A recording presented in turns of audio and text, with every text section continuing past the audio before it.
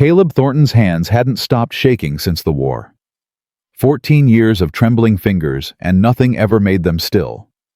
But when he saw 4 Apache women hanging upside down from that wooden post, their blood dripping into the Arizona dust, his hands went steady as stone. For the first time since Gettysburg, Caleb Thornton knew exactly what he had to do. If stories of the Old West still speak to your soul, subscribe now and follow this tale to its end. Drop your city in the comments. Let me see how far this story travels across this beautiful country of ours. The deed felt like a lie in his pocket. 200 acres for $50. Caleb had counted those coins 3 times before handing them over, half expecting the land office clerk to laugh in his face.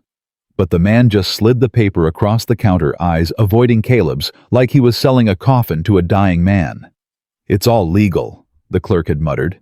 "Land's yours. What you do with it, that's your business." Should have asked more questions. Should have wondered why good grazing land in Arizona Territory went for the price of a worn saddle. But Caleb Thornton had stopped asking questions 14 years ago, when the only answers he got were the screams of dying boys in Virginia mud. His horse, a gray mare named Mercy, had carried him 12 miles from Tucson before the smell hit. Something wrong on the wind. Something that made Mercy's ears flatten and her steps slow to a reluctant walk. "Easy, girl." Caleb patted her neck. "Ain't nothing out here but dust and—" He stopped talking. He stopped breathing. 4 bodies hung from a wooden crossbeam in the middle of the yard. Upside down, arms bound behind their backs with wire that had cut so deep the blood had turned black. Hair hanging like dark curtains, swaying in the hot breeze. Women. Apache women. Caleb was off Mercy's back before his mind caught up with his body. His boots hit the cracked earth and he was running, that old war instinct taking over like it had never left. "Jesus Christ!" The words tore out of him. "Jesus Christ Almighty!" The first woman was already dead. He could tell by the way her eyes stared at nothing filmed over with dust. The second, the same. The third, God. She couldn't have been more than 18 summers, her chest wasn't moving. But the fourth. The fourth woman's fingers twitched. Caleb reached her in 2 strides, his hands finding the rope around her ankles. Old frayed hemp. He could cut through it if— stop. The word was barely a whisper, but it hit him like a bullet. The woman's eyes had opened. Dark eyes, fierce even through the haze of pain. She was looking at him upside down, blood trickling from a gash on her forehead, running up into her hairline. "What? You need to leave." Her voice was stronger now, rough like sand on stone. "Right now. Get on your horse and ride." Caleb's knife was already out, already sawing at the rope. "Lady, you're strung up like a deer carcass and you're telling me to leave?"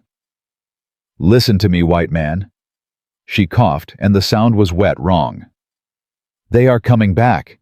If they find you here, then they'll find me cutting you down." The rope gave way. Caleb caught her before she hit the ground, but she weighed almost nothing. Days without water had stolen the strength from her body. He lowered her gently, cradling her head against his arm. She was older than he'd first thought. Not old, but not young either. Lines around her eyes that spoke of years spent squinting into sun and wind. A face that had known laughter once, and hadn't known it for a long time since. "You are a fool," she whispered. "Been called worse. This is not bravery. This is suicide." Caleb looked at the 3 dead women, at the dried blood in the dust, at the marks on this woman's wrists where the wire had bitten deep. Who did this? She closed her eyes. Men who believe Apache women are not human. Men who sell us to mining camps, to places where we dig until we die. Slavers.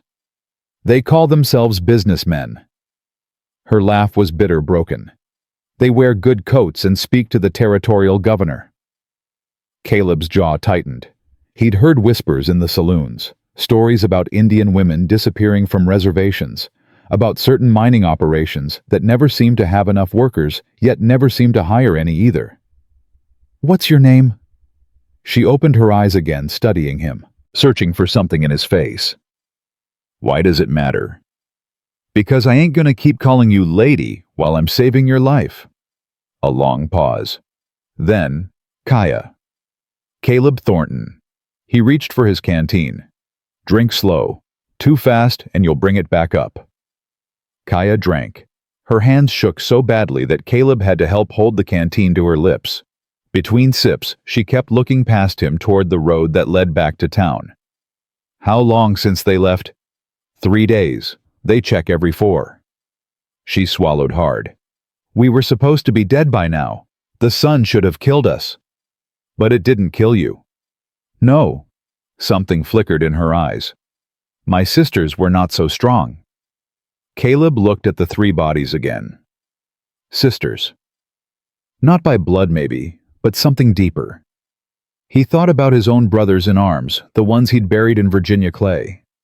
"I'll see them proper buried. You have my word on that." Kaya grabbed his wrist. Her grip was weak but desperate. "You do not understand.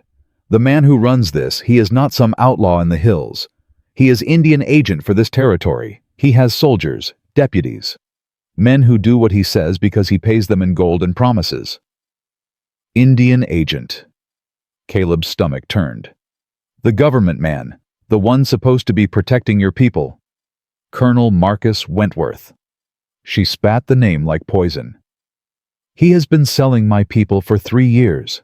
Women, children, anyone who will not be missed. Anyone the white world does not care about. And nobody's stopped him." Kaya's laugh was hollow. "Who would stop him? He writes the reports. He controls what the newspapers print. He tells Washington that everything is peaceful, that the Apache are content." Her voice cracked. "We are not content. We are disappearing." Caleb sat back on his heels. The weight of what she was telling him pressed down on his chest like a millstone. "Why here?" He gestured at the land around them. "Why hang you on my property? Your property." Kaya's eyes narrowed. "You bought this land. $50 this morning." Something changed in her expression. Fear mixed with something that looked almost like pity.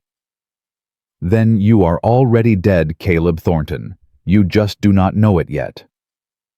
"What do you mean?" "This land sits on the only water for 20 miles. Underground springs that feed into the San Pedro River." Kaya pushed herself up on one elbow, wincing. "Wentworth wants it, has wanted it for years, but the last owner would not sell." "What happened to him?" "They found him in a ravine. Horse spooked, they said. Threw him onto the rocks." Her gaze was steady. His horse was the calmest animal in the territory. Never spooked at anything. Caleb felt the pieces sliding together like a puzzle made of razors. "So they killed him, then sold the land cheap to some fool who'd take the blame for—" He stopped, looked at the bodies. "For this. Now you understand." Kaya grabbed his shirt, pulling herself closer. $50 bought you nothing but a grave. They will come back. They will find us, and they will hang you beside me, and tell the marshal they caught a murderer red-handed. Then I reckon we better not be here when they come back." Kaya stared at him. "You would help me. You do not even know me." "I know what I see." Caleb's voice was rough. "I know what kind of men do this to women. And I know I ain't the kind of man who rides away. Most white men are." The words hit hard. Caleb thought about his neighbors in Texas who'd cross the street rather than walk near the Comanche woman who sold blankets in town. Thought about the soldiers he'd served with who spoke of Indians like they were animals to be hunted. "Maybe, but I ain't most men." Kaya held his gaze for a long moment. In her dark eyes he saw years of betrayal. Years of promises, broken treaties, ignored families torn apart. She had no reason to trust him, no reason to believe he was any different from the hundreds of white men who had taken everything from her people. "There is an old mission," she said finally. "Spanish. Abandoned since before your grandfather was born. It has thick walls, underground rooms where the priests hid from raids. How far? 8 miles, through the canyons. Can you ride? She tried to stand. Her legs buckled immediately, and Caleb caught her. I will ride, she said through gritted teeth, or I will die trying. Ain't much of a choice. It is more choice than my sisters had. They buried the 3 women as the sun began to sink toward the western peaks. Caleb dug, while Kaya sat against a mesquite tree, too weak to help, but too proud to look away. She told him their names as he worked. Nalan, who had been her cousin. Ayana, who had just turned 19 and could calm any horse with a touch. Onawa, the eldest, who had been a chief's wife and had refused to beg even when the wire cut into her flesh. They were the only family I had left, Kaya said. Her voice was flat empty. My husband is dead. My mother is dead. My father I never knew. And now? Now you got me. She looked at him like he'd spoken in a language she didn't understand. I ain't much. Caleb continued shoveling dirt over Nalan's wrapped body. Broke rancher with nothing but a tired horse and $50 worth of cursed land. But I'm standing here, and I ain't leaving. Why? The question stopped him. He stood there with the shovel in his hands, the Arizona sun burning the back of his neck, and he thought about all the reasons he should walk away. I had a wife once, he heard himself say. Emma, and a daughter Sarah. She was 6 years old.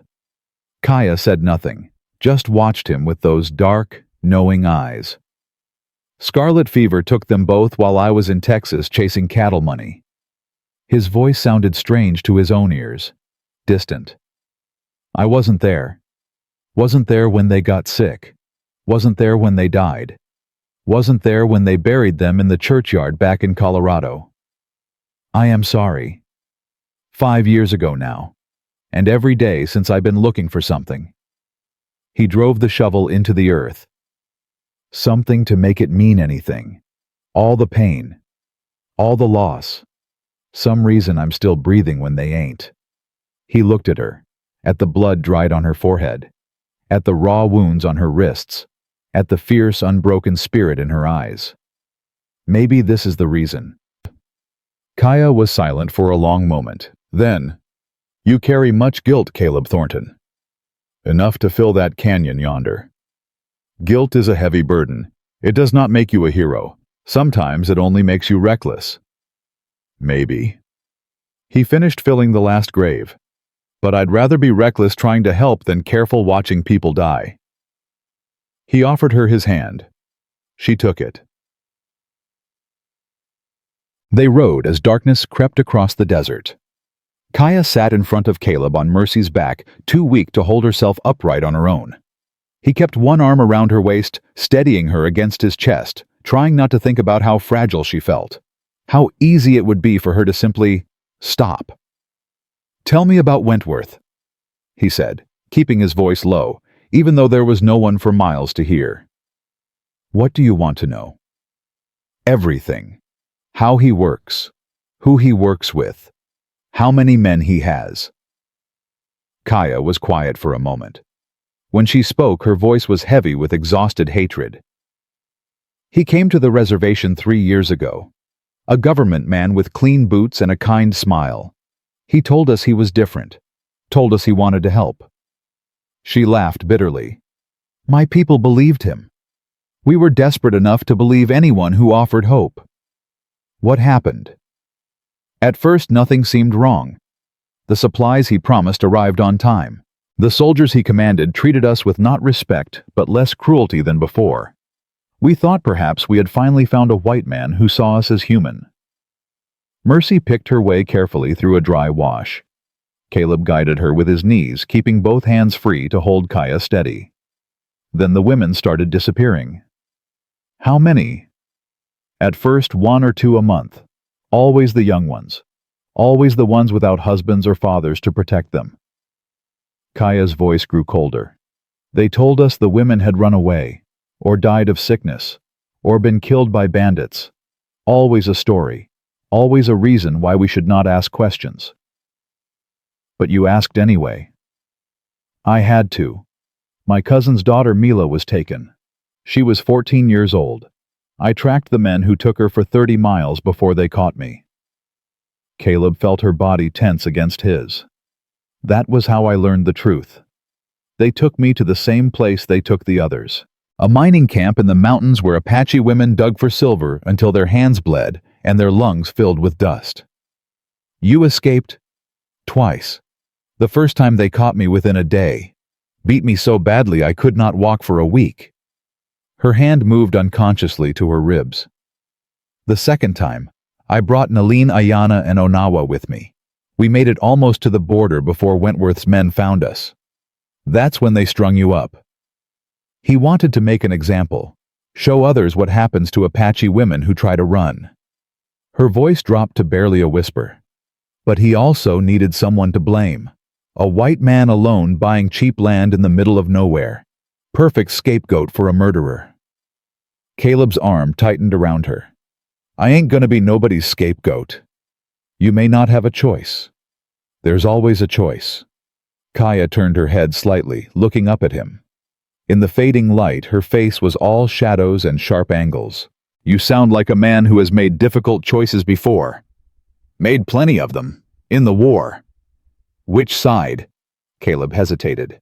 Among Apache people, the Union Army had been brutal, but the Confederacy had promised even worse. There was no good answer. The losing one, he said finally. Not that it matters now. All that matters is we both lost people we loved, and we both know what it's like to have everything taken from us. Kaya faced forward again. You are a strange man, Caleb Thornton. Been called worse. No, I mean... She paused, searching for words. I have known many white men, soldiers, traitors, missionaries who wanted to save our souls while stealing our land. All of them looked at me and saw something less than human. A savage to be feared, or pitied, or converted. What do you see when you look at me? I do not know yet. Her voice was soft. And that is what makes you strange. I cannot read you like I can read others. Your eyes hold too much pain. Too much. She stopped. Too much what? Loneliness. The word hung in the air between them. Caleb had no response. She was right, and they both knew it. The mission appeared like a ghost in the moonlight. White adobe walls crumbling at the edges but still standing after 100 years of desert wind. A bell tower with no bell. A courtyard choked with mesquite and prickly pear. This is it. Caleb helped Kaya down from Mercy's back. The Spanish built it in their grandfather's time. They thought they could convert us, turn us into good Christians who forgot our own gods. Kaya steadied herself against his arm. They learned differently. What happened to them? They left. One night, all of them without a word. Some say they had visions of death. Others say they simply realized they could not tame this land. She limped toward the wooden doors. Either way, this place has been empty ever since. Inside the mission was cool and dark. Caleb lit a match, revealing an empty chapel with rows of stone benches. Dust covered everything like a gray shroud. The room's below, Kaya said. Behind the altar. They found the entrance hidden beneath a woven rug so old it crumbled at their touch. Stone steps led down into darkness. Caleb went first, one hand on his pistol, the other holding the match. The underground chamber was larger than he expected. Solid walls. A well in one corner that when he dropped a pebble returned the sound of water. Shelves lined with ancient supplies, dried beans in clay jars, wool blankets gray with dust, even a few candles still wrapped in oilcloth. The priests knew this land, Kaya said, easing herself down onto a stone ledge. Knew they might need to hide someday. They prepared. Can Wentworth's men find this place? It is not well known, but if they search hard enough... She shook her head. We cannot stay here forever. Don't need forever. Just need long enough to figure out how to stop him. Kaya looked at him with something that might have been hope, might have been pity, You truly believe you can stop a man with soldiers and gold and the government behind him? I don't know. Caleb sat down across from her. But I know I can't live with myself if I don't try. Even if it kills you. Especially then. She studied his face for a long time. The candle flickered, casting dancing shadows on the stone walls. Somewhere above them, Mercy whinnied softly. My husband said something similar once, Kaya said finally. The night before he died. He told me that some things are worth dying for, and protecting your people is the greatest of them. Smart man. He was. He was also dead the next morning, shot by soldiers while he stood unarmed in front of our home. Her voice cracked slightly. Being right does not keep you alive, Caleb Thornton. No, but it keeps your soul from rotting. Kaya was quiet for a moment. Then she reached out and touched his hand. Her fingers were cold, rough with calluses. Sleep now, she said. Tomorrow we plan. Tonight we rest. What about you? I will keep watch. At his look of protest, she almost smiled. I have survived 3 days hanging in the sun. I can survive one night sitting in the cool dark. That ain't... Sleep, Caleb. Her voice was gentle but firm. You will need your strength. Wentworth's men will be coming soon. And when they find their land empty and their scapegoat gone. Her eyes glittered in the candlelight. They will tear apart the desert looking for us. Caleb wanted to argue. But the exhaustion hit him all at once, the long ride from Tucson. The horror of what he'd found, the burial and the flight, and the weight of everything pressing down on him. Wake me in 4 hours, he said. Then you sleep. Perhaps. Kaya. She met his gaze.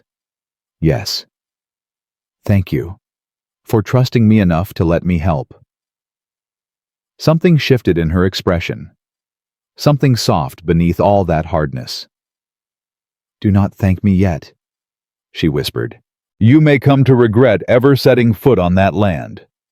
Maybe. Caleb pulled his hat down over his eyes. But I reckon I was gonna die anyway. At least this way it might mean something. He slept. And for the first time in 5 years, the nightmares of Virginia didn't come. Instead, he dreamed of a woman with dark eyes and a broken spirit that still somehow burned with fire. And somewhere in the back of his mind, he heard Emma's voice as clear as it had been the last morning he saw her alive. Help her, Caleb. She needs you. And maybe you need her too. Miles away in a fine house in Tucson, Colonel Marcus Wentworth set down his brandy glass and read the telegram again. New owner took deed today. Thornton C. Former Confederate. No family. No connections. He smiled. Perfect, he murmured to himself. Absolutely perfect. He reached for his pen and began composing orders. By tomorrow morning, a dozen men would be riding toward that worthless patch of desert. By tomorrow night, there would be 5 bodies instead of 4. And by week's end, the newspapers would be running stories about the tragic murder of Apache women by a crazed former rebel soldier. Justice would be served. Wentworth's kind of justice. Caleb woke to the sound of hoofbeats. Not close, not yet. But somewhere above them, echoing through the stone, the rhythm of horses moving fast across hard ground. He was on his feet before his eyes fully opened, hand already on his pistol. Kaya stood by the stairs, her body pressed against the wall, one finger raised to her lips. How many? He whispered. 6. Maybe 7. Her voice was barely a breath. They passed the mission 20 minutes ago. Heading toward your land. They'll find the graves. Yes. Caleb moved to stand beside her. In the thin light filtering down from above, he could see that she hadn't slept at all. Dark circles under her eyes. Skin pale beneath the bronze. You should have woken me. You needed rest. She turned to look at him. And I needed to think. About what? about whether I was right to trust you. The words stung more than they should have. And what did you decide? Kaya studied his face for a long moment. Whatever she was looking for, she seemed to find it. I decided that a man who buries strangers with his own hands and speaks their names while he does, it is not a man who would betray me for gold. That's a lot of faith to put in a stranger. Perhaps. But I have spent 3 years trusting no one, and it has brought me nothing but dead sisters and scars that will never heal. She straightened, wincing, as the movement pulled at her wounds. Perhaps it is time to try something different. Above them, the hoofbeats faded into silence. Wentworth's men had passed, for now. They'll be back, Caleb said. Once they find those graves, they'll know you're alive. They'll tear apart every inch of desert between here and Mexico. I know. We need a plan. Kaya nodded slowly. There is a man, a newspaper editor in Tombstone. His name is Henry Carver. 3 months ago, I sent him a letter describing what Wentworth was doing. Names, dates, locations of the mining camps. Did he print it? No. Bitterness crept into her voice. He wrote back saying he needed proof, testimony from white witnesses, documents with official seals. She laughed, hollow and tired. The word of an Apache woman is worth nothing in your courts. Then we get him proof. How? The documents are in Wentworth's office. The witnesses are either dead or too afraid to speak. And the mining camps. She shook her head. No one who goes in ever comes out. Caleb was quiet for a moment, thinking. His mind worked the problem like he used to work tactical puzzles during the war. Find the weakness. Exploit it. Wentworth thinks I'm dead, he said slowly. Or he will soon. Once his men find those graves and no sign of me, they'll figure I ran. So a dead man can go places a living man can't. Kaya's eyes narrowed. What are you saying? I'm saying that if Caleb Thornton is officially a murderer on the run, then nobody's going to be looking for him to walk right into Tombstone and start asking questions. That is insane. Probably. You would be caught within a day. Maybe. They would hang you. Could be. Kaya grabbed his arm, her grip surprisingly strong for someone so weakened. This is not a game, Caleb. These men have killed dozens of people. They own sheriffs and judges and soldiers. You cannot simply... I can't simply what? Sit here and wait for them to find us. Caleb's voice rose despite himself. Hide in a hole while more women disappear. Watch you starve because I'm too scared to take a risk. I am not asking you to be a coward. I am asking you to be smart. Smart got me nowhere for 5 years. Smart kept me drinking alone in saloons while good people suffered. He pulled away from her grip. I'm done being smart. The silence stretched between them like a wire pulled too tight. Kaya's jaw worked, her eyes burning with frustration and something else. Something that looked almost like fear. You remind me of him, she said finally. My husband. Is that good or bad? He was brave, stubborn, certain that he could change things if he just fought hard enough. Her voice dropped. And now he is dead? And nothing changed at all. The words hit Caleb like a fist to the chest. He saw his own reflection in her pain, the same helpless rage, the same grief that never quite healed. I ain't trying to be a hero, Kaya. I ain't trying to die for some noble cause. He met her eyes. I'm just trying to make sure that when I do die, it's for something that matters, something more than a bottle of whiskey and an empty bed. Kaya was silent for a long moment. Then she released a breath she seemed to have been holding since he'd cut her down from that post.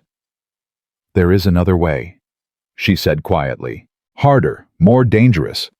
But it would give us the proof Carver needs. I'm listening. Wentworth keeps records. Detailed records. Shipment dates, payment amounts, names of buyers. Her voice steadied as she spoke, taking on the tone of someone who had thought about this for months. He is too arrogant to hide them. He believes no one would dare challenge him. Where? His ranch, 15 miles east of Tucson. He has an office there separate from his government work. That is where he conducts his real business. You've seen these records. I was kept at that ranch for 2 weeks before they moved me to the mining camp. Something dark crossed her face. I saw many things I cannot forget. Caleb didn't ask for details. Some horrors didn't need words. So we break in, steal the records, get them to Carver. It is not that simple. The ranch is guarded. Dogs, armed men, a fence that would take an hour to climb. Kaya paused. But there is someone inside who might help us. Who? A woman, Mexican. Her name is Lucia. She works in the kitchen. Kaya's expression softened slightly. She was kind to me when no one else was, brought me extra food, warned me when Wentworth was in a dangerous mood. You think she'd risk her life to help us? I think she has been waiting for someone to ask. Caleb turned this over in his mind. It was risky, dependent on too many variables he couldn't control, but it was also the first real chance they'd had. How do we contact her? There is a market in Tucson. She goes every Saturday to buy supplies. If I could get a message to her. You can't go anywhere near Tucson. Wentworth's men will be watching every road. I know. Kaya looked at him steadily. But you can. Me. You are just another white man in a territory full of them. No one knows your face. No one is looking for you yet. She reached into the folds of her dress and pulled out a small object, a silver ring tarnished with age. Give her this, her. She will know it came from me. Caleb took the ring. It was lighter than he expected, delicate. A woman's ring. What is this? A gift from my mother. I gave it to Lucia the night before they moved me. Told her to keep it until I came back for it. Kaya's voice wavered slightly. She cried when I said goodbye. And if she's been caught, if Wentworth knows she helped you, then she is already dead, and this mission fails before it begins. Caleb tucked the ring into his pocket. Guess we'll find out. You will go. Tomorrow. Market's on Saturday, you said. That gives me 2 days to get there and find a way in. Kaya nodded slowly. And what do I do while you are gone? You rest. You heal. You stay alive. I have never been good at waiting. Then it's time to learn. She almost smiled at that. Almost. The ghost of something that might have been humor flickered across her face before fading back into exhaustion.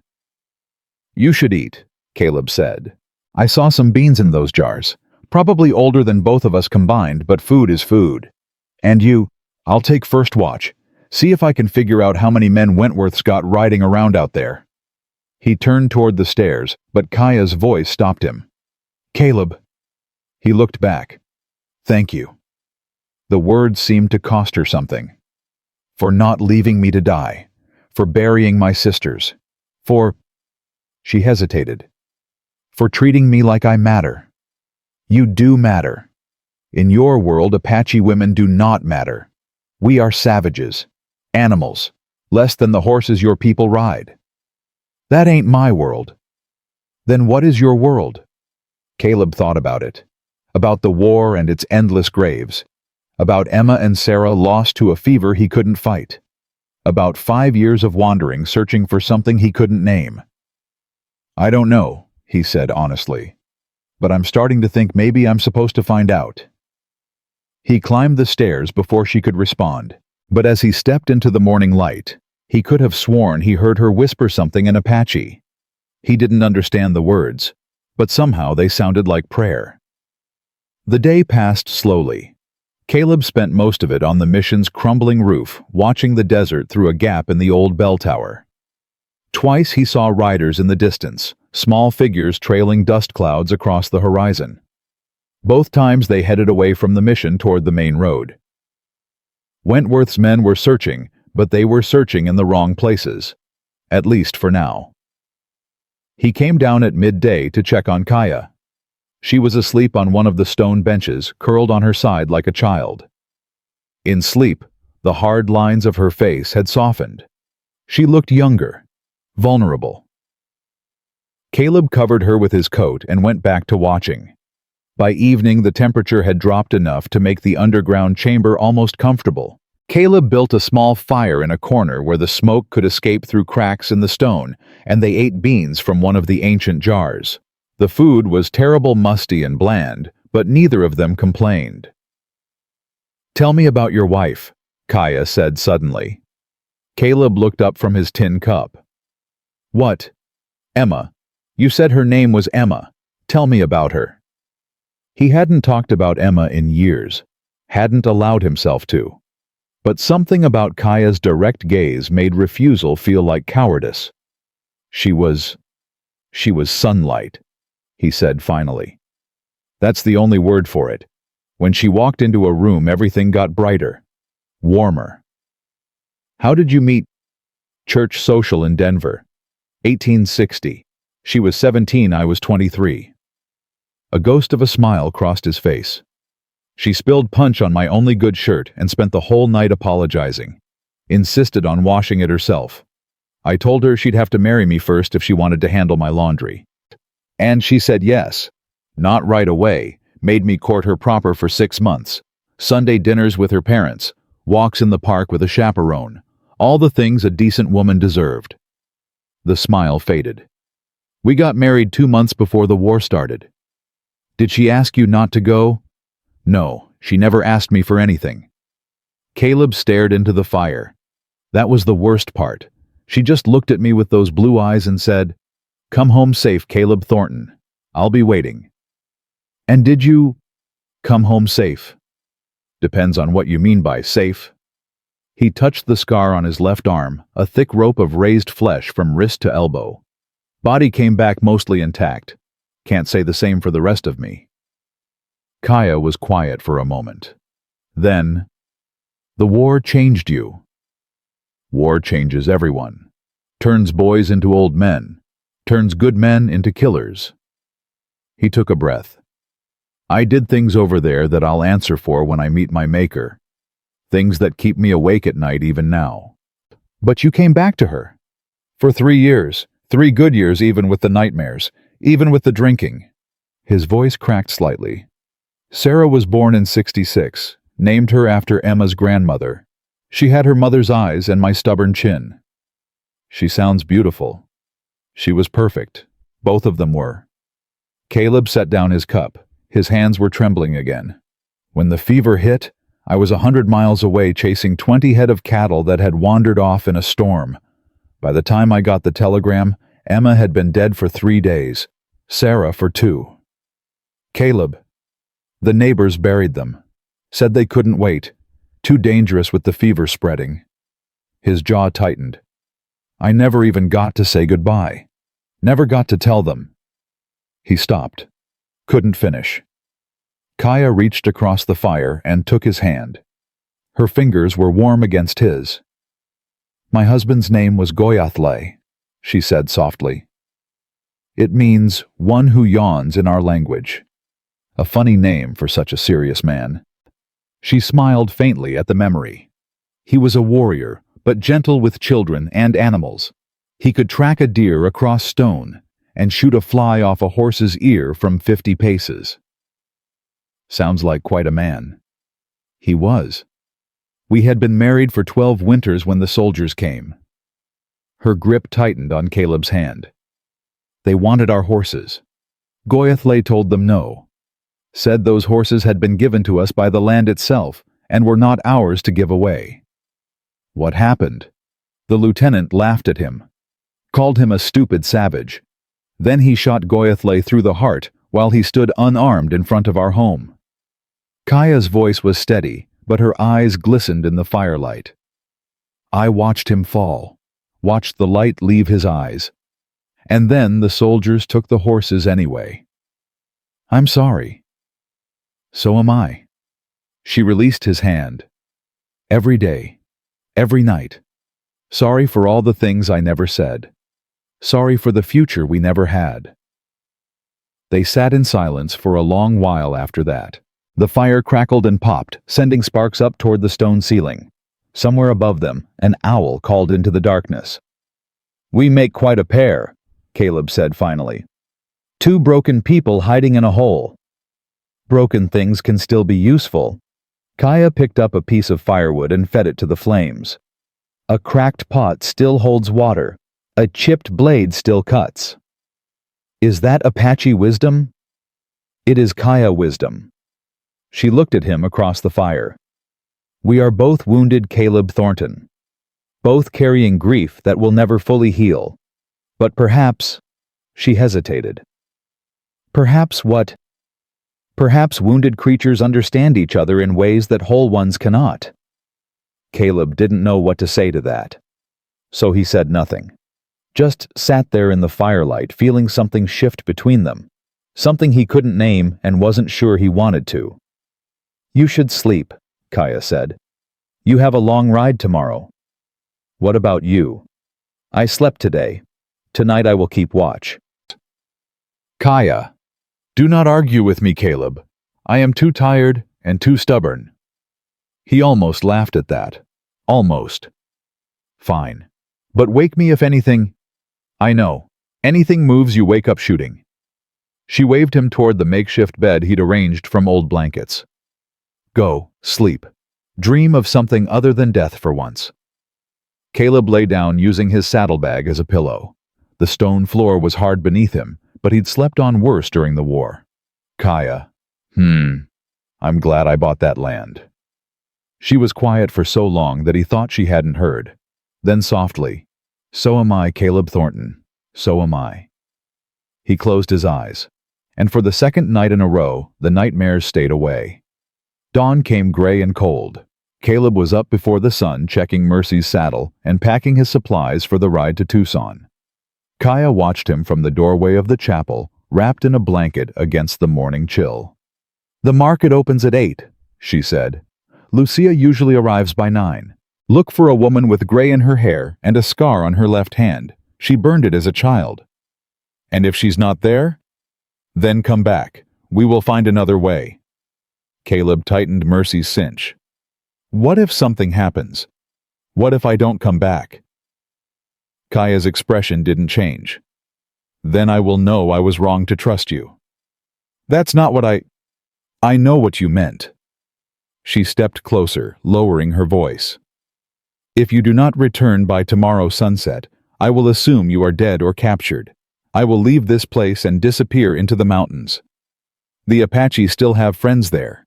Hidden places where Wentworth's men will never find me. You'd be alone. I have been alone before. I survived." Caleb wanted to argue. Wanted to promise that he'd be back, that nothing would stop him. But promises were easy to make and hard to keep, and they both knew it. "I'll be back," he said simply. "I know." She reached up and touched his face. Her fingers were calloused but gentle. "Be careful, Caleb Thornton. You are the first white man I have trusted in many years. Do not make me regret it." "Yes, ma'am." She almost smiled. "Go, before I change my mind and tie you to that altar." Caleb swung up into the saddle. Mercy stamped impatiently, eager to run after days of rest. "Kaya." "Yes." He looked down at her. In the gray morning light, she looked fierce and fragile all at once. A woman who had survived horrors he could barely imagine. A woman who had every reason to hate him and his kind, but who had chosen trust instead. "When this is over, if we live through it, I want you to know something." "What?" "That land I bought. Those 200 acres. He gathered the reins. "It's yours as much as mine now. Whatever happens, you've got a place to call home if you want it." Something flickered in her eyes. Surprise, maybe, or something deeper. "You would share your land with an Apache woman. I'd share it with a friend." He didn't wait for her response. Just touched his heels to Mercy's sides and rode out through the chapel doors into the brightening desert morning. Behind him, he thought he heard Kaya say something. A single word in Apache that he didn't understand. But it sounded like hope. The ride to Tucson took most of the day. Caleb kept to the back trails, avoiding the main roads where Wentworth's men might be watching. The desert stretched around him in endless waves of brown and gold, broken only by the occasional saguaro, standing sentinel against the sky. He thought about Kaya as he rode, about the way she'd touched his face that morning, about the weight of her trust, so hard won and so easily broken. He thought about Emma too, about whether she'd understand what he was doing, whether she'd approve of the path he'd chosen. Help her, Caleb. She needs you, and maybe you need her too. He wasn't sure if the voice was memory or imagination, but it felt like permission somehow, like Emma was telling him it was okay to let go, okay to start living again. By the time he reached the outskirts of Tucson, the sun was low in the western sky. He left Mercy at a livery stable on the edge of town, paying extra for discretion, and walked the rest of the way on foot. Tucson was bigger than he remembered. More buildings going up every day, more people flooding in from the east. The war had been over for years, but the country was still hungry for space, for opportunity, for the promise of something better, just over the next hill. Caleb found a cheap room at a boarding house near the market square. The woman who ran it was old and deaf and didn't ask questions, which suited him fine. He spent the evening watching the street from his window, counting the deputies who walked by, noting the patterns of their patrols. Wentworth's influence was everywhere. His name came up in snatches of conversation from the saloon next door. His face stared out from a campaign poster on the wall across the street. Indian agent, it read, a friend to all. Caleb's hands clenched into fists. Friend.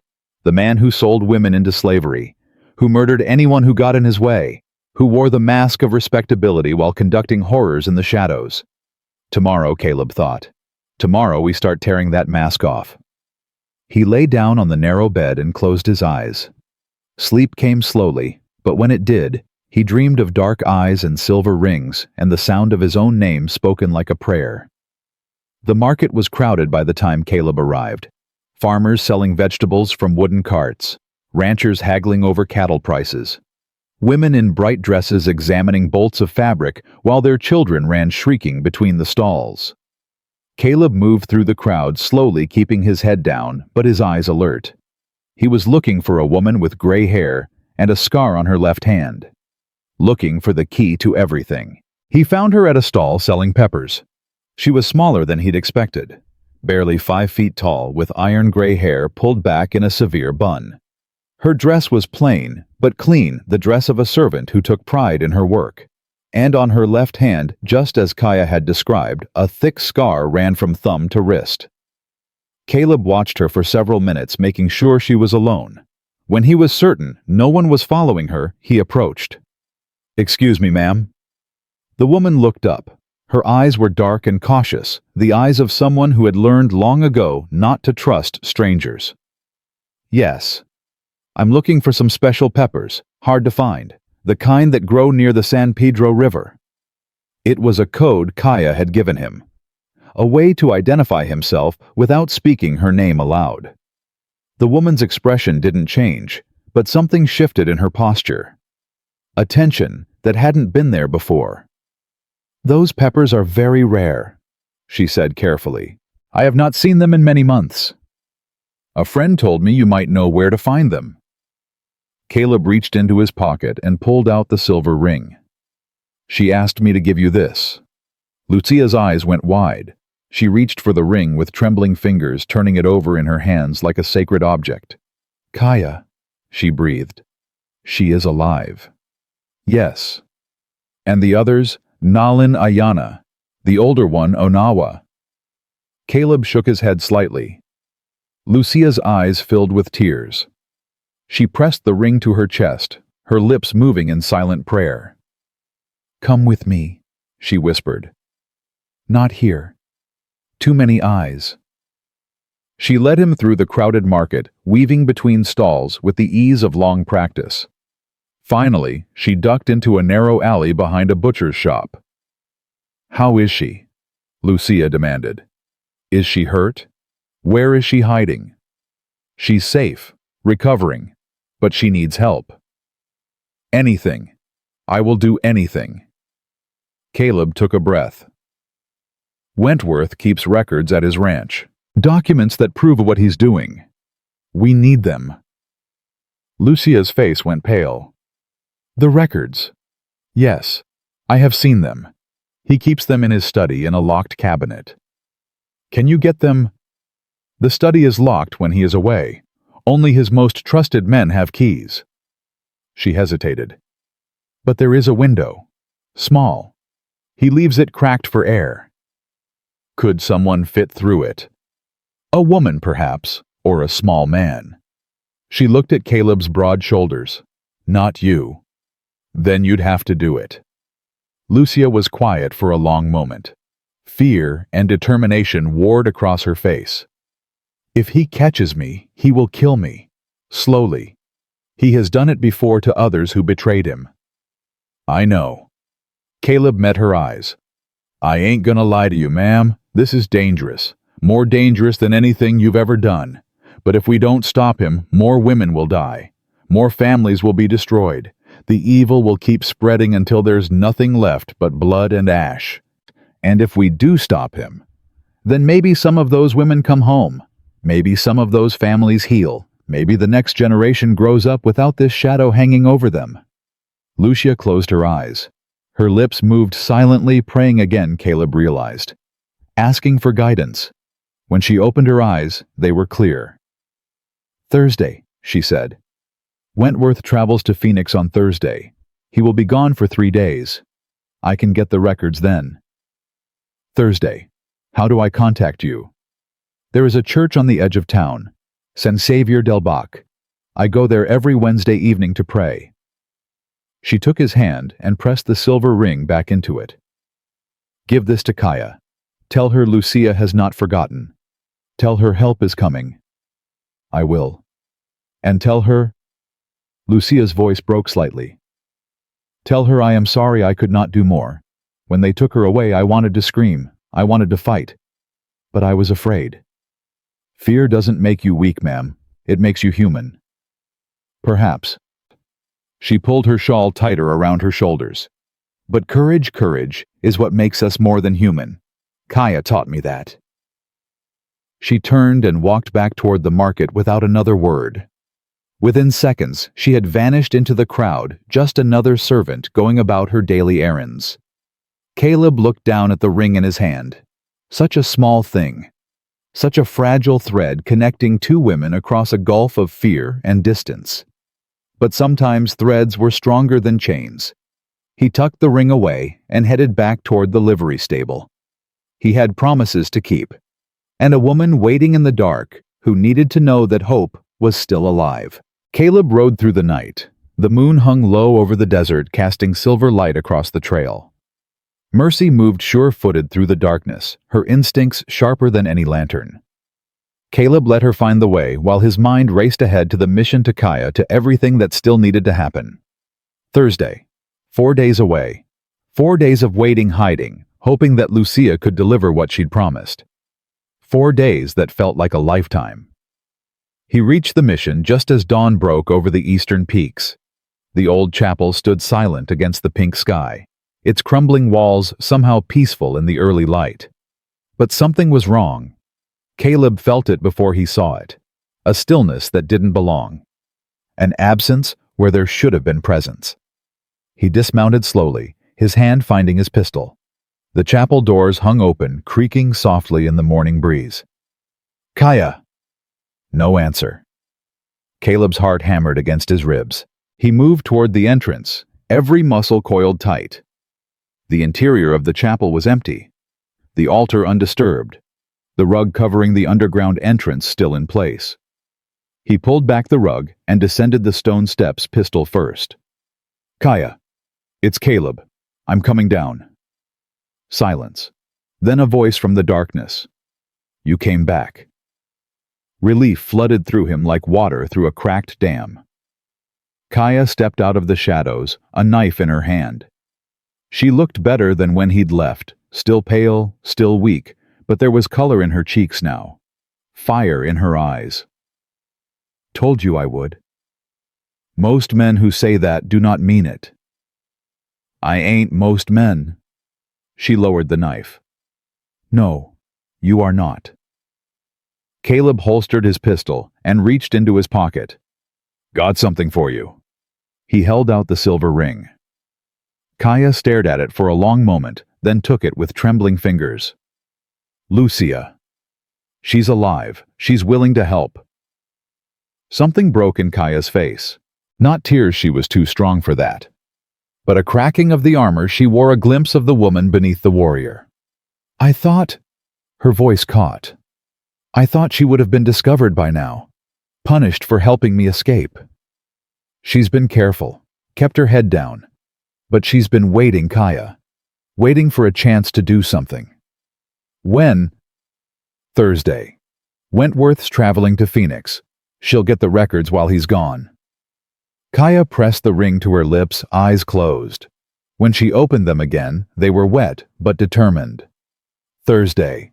We wait until Thursday. We wait. The next 3 days passed slowly. Caleb spent his time fortifying their position as best he could. He found an old hunting rifle in one of the mission's storage rooms, rusted but functional. He set up watch positions in the bell tower and along the walls. He marked escape routes through the canyons in case they needed to run. Kaya grew stronger each day. She began moving around the mission, testing her body, pushing past the pain. Caleb would find her practicing with her knife, her movements fluid, despite her injuries. You should rest, he told her on the second night. I have rested enough. She threw the knife at a wooden post across the room. It struck dead center. My body must remember what it knows. Your body needs to heal. Healing is for afterwards. Now is for surviving. She retrieved the knife and threw it again. Same spot, same deadly precision. Where'd you learn to do that? My husband taught me.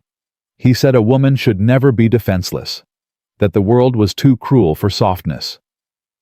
She caught the knife on the rebound, spinning it between her fingers. He was right. Sounds like he loved you. He did, with everything he had. She stopped throwing and looked at Caleb. Do you know what the worst part is? Not the grief, not the anger. The worst part is knowing that I will never be loved like that again. You don't know that. I know that men like Goyathlai are rare. Once in a lifetime, perhaps once in several lifetimes. She sheathed the knife. I have had my once. I do not expect another. Caleb wanted to argue. Wanted to tell her she was wrong, that love could find her again, that the world wasn't as cruel as she believed. But he thought of Emma, of the way she'd looked at him on their wedding day, and he understood exactly what Kaya meant. Some loves couldn't be replaced, only carried. Emma used to say that love wasn't about finding the perfect person, he said quietly. It was about finding someone whose broken pieces fit with yours. Kaya looked at him for a long moment. Your wife was wise. She was everything. And now? Now I'm just trying to figure out what comes next. The silence between them was comfortable, easy. The silence of two people who understood each other without needing words. We should eat, Kaya said finally. You have been working all day. Ain't hungry. I did not ask if you were hungry. I said we should eat. She moved toward the fire pit where she'd been cooking something that smelled surprisingly good. Sit. I made stew from the supplies you brought. Didn't know you could cook. There are many things you do not know about me, Caleb Thornton. He sat. She handed him a tin cup filled with thick, steaming liquid. It tasted better than anything he'd eaten in years. This is good. My mother's recipe. She made it for my father when he was sick. Said it could bring a man back from death's door. Your mother sounds like quite a woman. She was a medicine woman, healer of our people. Kaya sat across from him, cradling her own cup. When I was young, I thought she could fix anything. Broken bones, broken hearts, broken spirits. What happened to her? The soldiers came. They burned our village. Shot anyone who ran. Her voice was flat, distant. My mother refused to leave the wounded behind. She was treating a young boy when they found her. Caleb set down his cup. I'm sorry. It was a long time ago. The wound has scarred over. She took a sip of stew. But some scars never stop aching. No, they don't. They finished eating in silence. Afterwards, Kaya collected the cups and began cleaning them with sand and water. Such a domestic action so at odds with the violence that surrounded their lives. Caleb. Yeah. Why did you buy that land? The question caught him off guard. What do you mean? You said you were broke, wandering, looking for a reason to live. She turned to face him. What made you stop wandering? What made you choose that particular piece of desert? Caleb thought about it. Really thought for the first time since he'd signed those papers. I was in a saloon in Tucson, drinking myself stupid like usual, and this old man sat down next to me, started talking about Arizona, about the land out here, how it was empty and hard and unforgiving. Yay. That does not sound like something that would attract a man. It wasn't the emptiness that got me. It was what he said next. Caleb stared into the dying fire. He said that empty land was honest land. It didn't pretend to be something it wasn't, didn't promise things it couldn't deliver. It just was what it was, and you either survived it or you didn't. And you wanted honesty. I was tired of lies. Tired of pretending I was okay when I wasn't. Tired of smiling at strangers and saying, "Fine, thanks," when they asked how I was doing. He shook his head. I figured if I was gonna die anyway, at least I could do it somewhere that wouldn't lie to me about it. Kaya was quiet for a long moment. Then she moved across the chamber and sat beside him, close enough that he could feel the warmth of her body. You came here to die, she said softly. But instead you found 4 women who needed you to live. Funny how things work out. Not funny. Fated. She looked up at him. My people believe that every path we walk has been laid out by the spirits, that even our worst moments lead us to where we need to be. You think the spirits led me to that land? I think something did. Call it spirits. Call it God. Call it the universe trying to correct its mistakes. She placed her hand on his arm. You were meant to find us, Caleb Thornton. I believe that. And what am I meant to do now? What you are already doing. Fighting. Protecting. Refusing to look away from evil when it would be easier to run. That's a lot of faith to put in a broken-down rancher. Broken things can still be strong. Her grip tightened on his arm. Sometimes they are the strongest of all.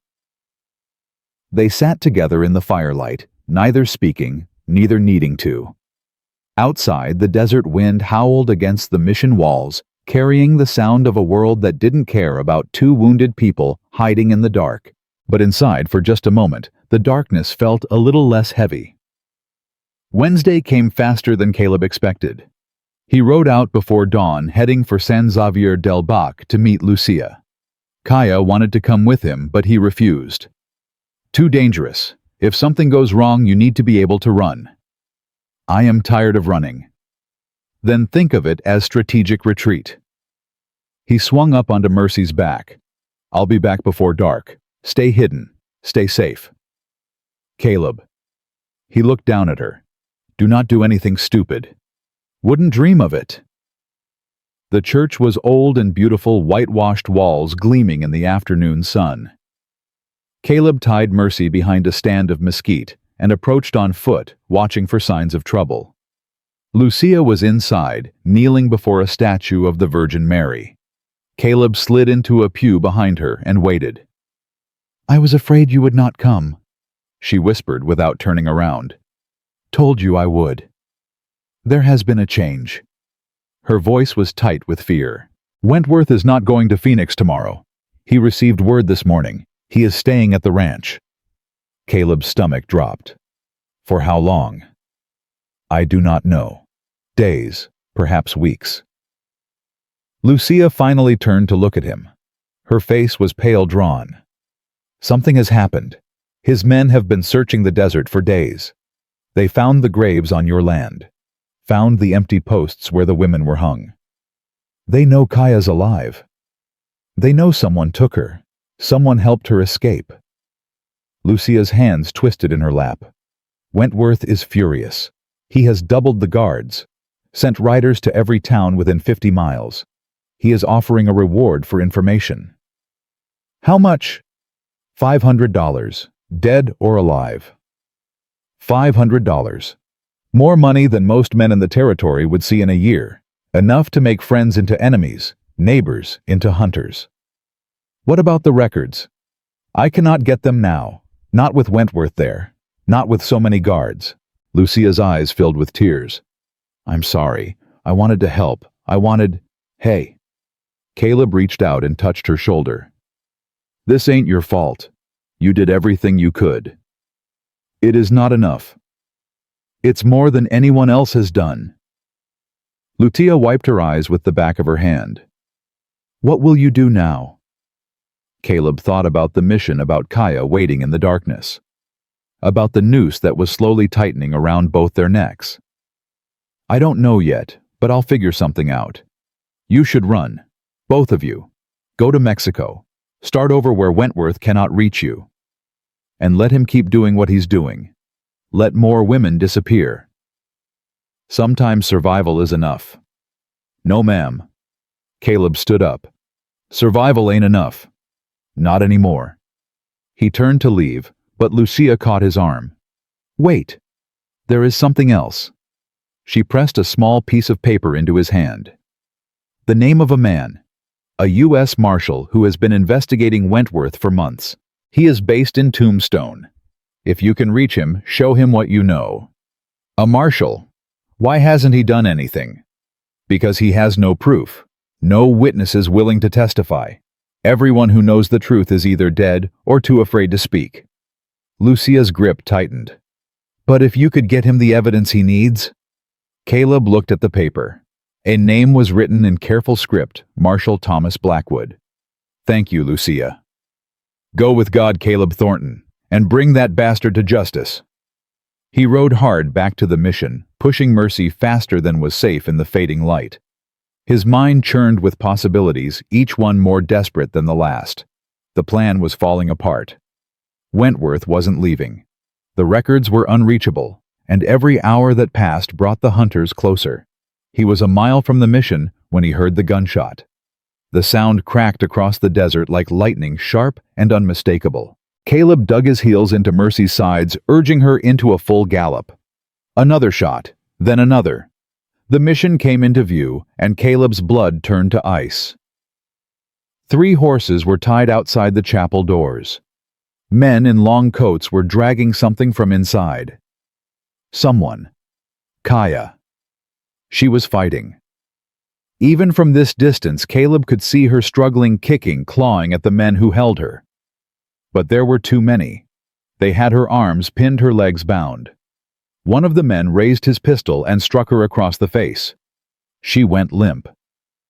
Caleb didn't think, didn't plan, just acted.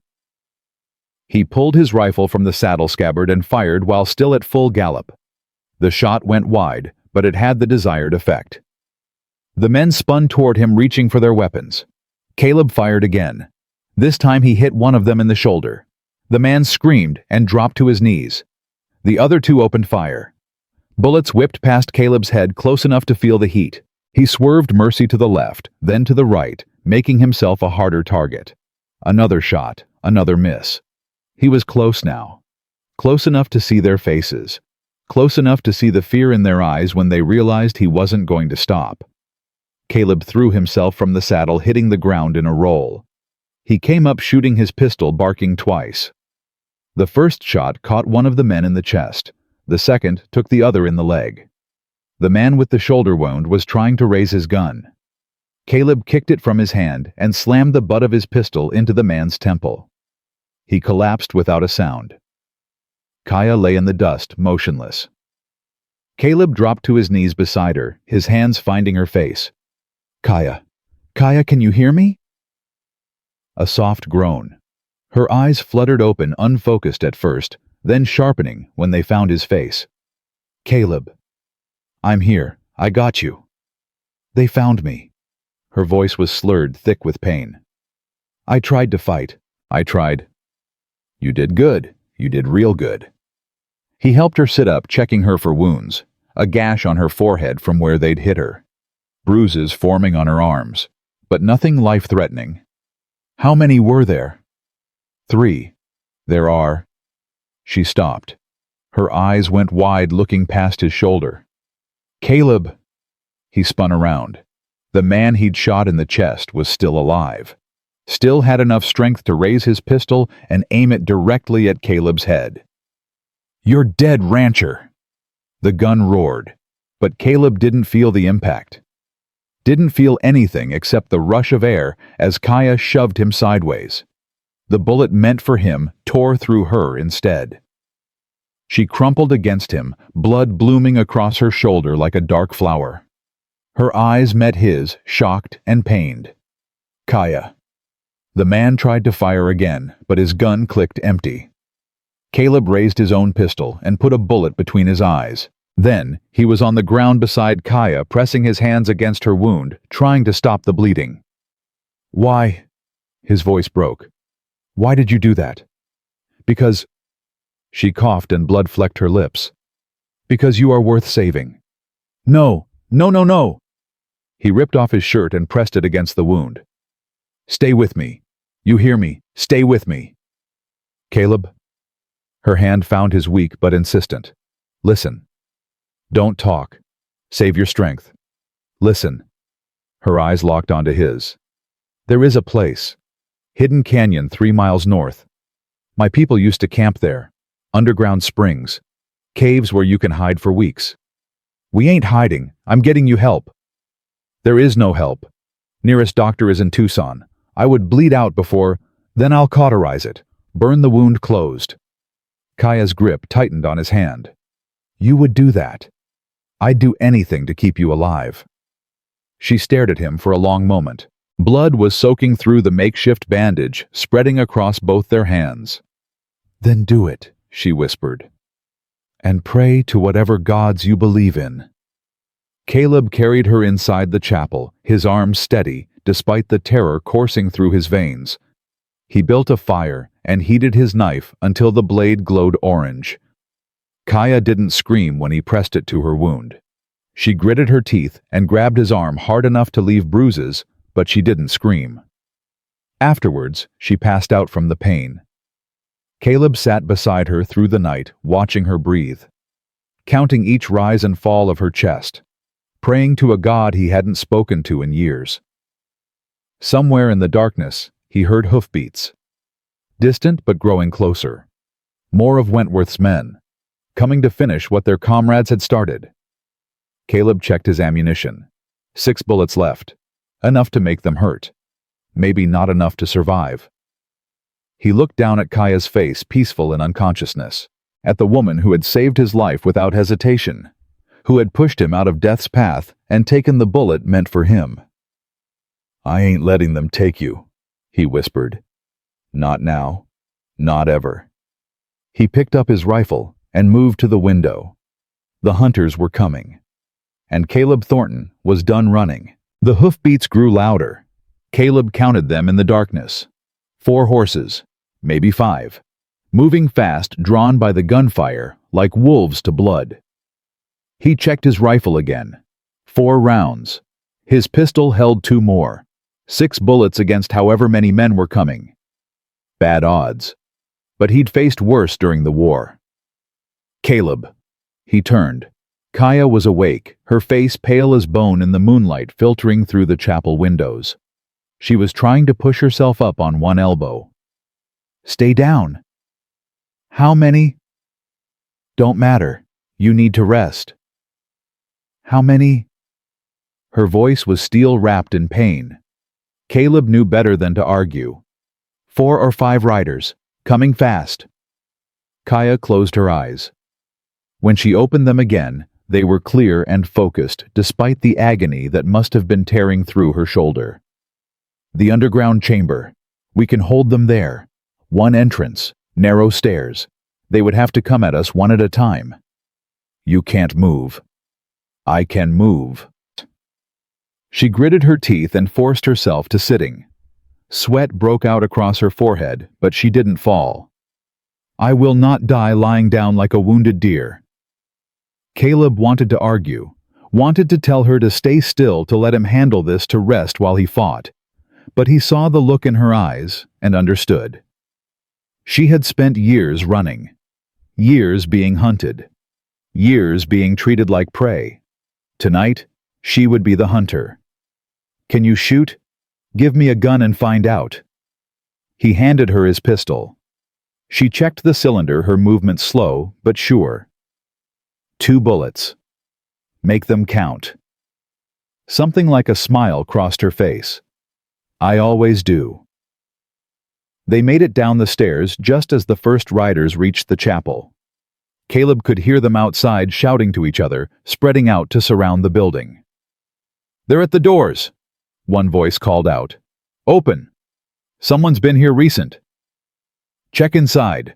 Morrison wants the woman alive if possible. The man don't matter. Caleb positioned himself at the bottom of the stairs, rifle raised. Kaya crouched behind him, using a stone pillar for cover. Morrison, he whispered. Thought the man in charge was Wentworth. Morrison is his enforcer. Does the dirty work Wentworth won't do himself. Kaya's voice was bitter. I told you about him. He was the one who hunted us across the desert, the one who hung us up to die. Footsteps above them, heavy boots on wooden planks. Found the entrance, someone shouted. Hidden under a rug, stairs going down. A long pause. Then, Morrison, we got him cornered. More footsteps, more voices. Caleb counted at least 6 men now. The odds had gotten worse. A new voice cut through the noise. Calm, cold, controlled. Thornton, I know you're down there. Morrison, you've got 2 choices. Come up peaceful, and maybe we let the Indian live long enough to stand trial. Or stay down there and we smoke you out like rats. Caleb didn't respond, just tightened his grip on the rifle. Clock's ticking, rancher. What's it gonna be? Kaya touched his arm. When he looked at her, she shook her head slightly. Don't answer. Don't give them anything. The silence stretched. Then Morrison laughed, a sound like grinding stone. Have it your way. A torch came flying down the stairs, trailing smoke and sparks. Caleb kicked it aside before it could land on anything flammable. Another torch followed. Then another. They're trying to burn us out, Kaya said. Won't work. Stone walls.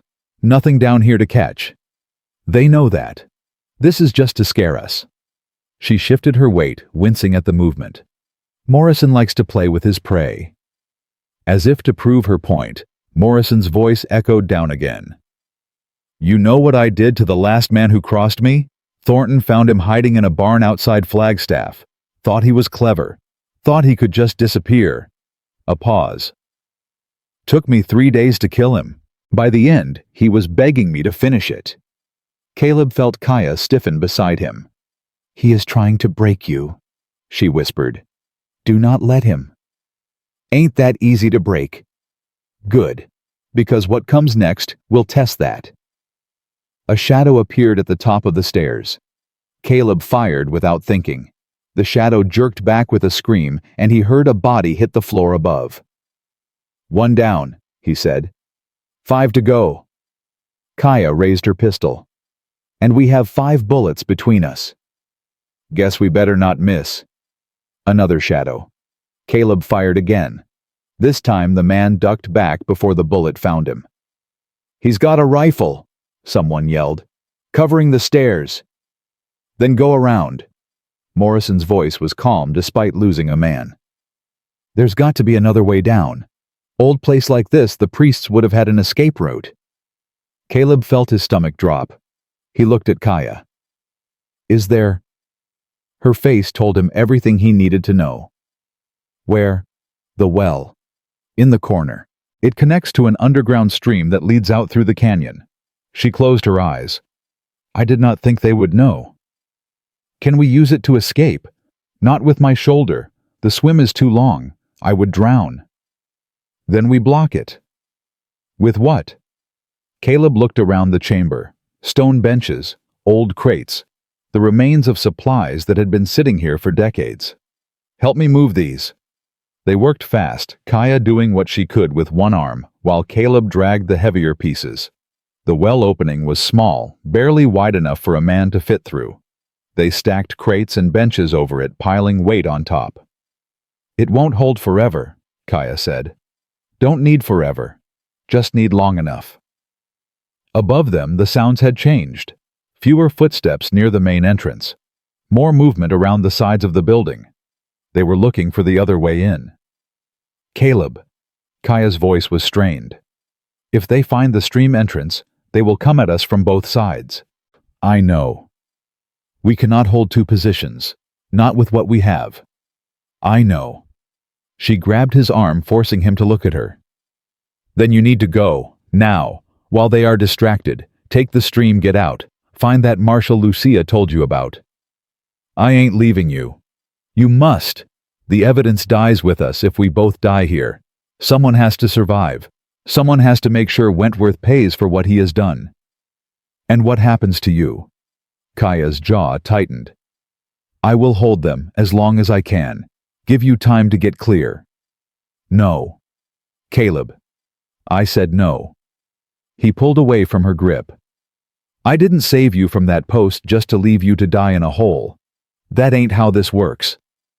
This is not about saving me anymore. This is about saving everyone else. All the women who will be taken if Wentworth is not stopped. All the families who will be destroyed. Her eyes burned into his. My life is not worth more than theirs. It is to me. The words hung in the air between them. Kaya stared at him, something shifting in her expression. Something raw and vulnerable breaking through the warrior's mask. Why? Because... Caleb's voice cracked. He hadn't meant to say it. Hadn't meant to feel it. But the truth was there, undeniable as the sunrise. Because I ain't ready to lose someone else I care about. Kaya was silent for a long moment. When she spoke, her voice was barely a whisper. You care about me. I reckon I do. Don't know when it happened. Don't know how. But somewhere between that first moment I cut you down, and right now something changed. Caleb, we have known each other for less than a week. I knew Emma for less than an hour before I knew I wanted to spend my life with her. He reached out and touched her face, gentle as a prayer.